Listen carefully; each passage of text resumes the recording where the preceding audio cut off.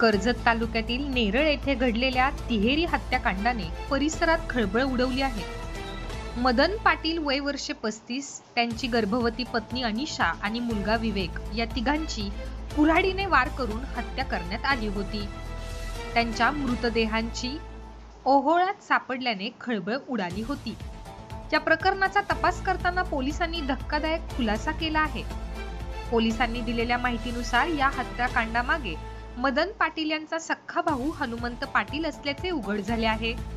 घरच्या मालमत्तेच्या वादातून हनुमंतने आपल्या भावाचे संपूर्ण कुटुंब संपवले. हनुमंतने या हत्येसाठी योजना आखली होती.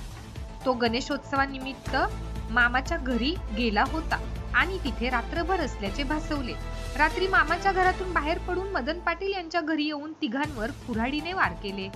हत्या केल्यानंतर पुन्हा मामाच्या घरी जाऊन तो झोपला आणि सकाळी गणेश आरतीलाही उपस्थित राहिला. मात्र पोलिसांनी सीसीटीव्ही फुटेजच्या आधारे तपास केला असता हनुमंतची गुन्ह्यातील संलग्नता स्पष्ट झाली.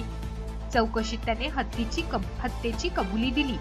रायगड पोलिसांनी हनुमंत आणि त्याच्या पत्नीला अटक केली असून या प्रकरणात फाशीची शिक्षा होण्यासाठी प्रयत्न केले जातील, असे रायगड जिल्हा पोलीस अधीक्षक सोमनाथ घारगे यांनी सांगितले.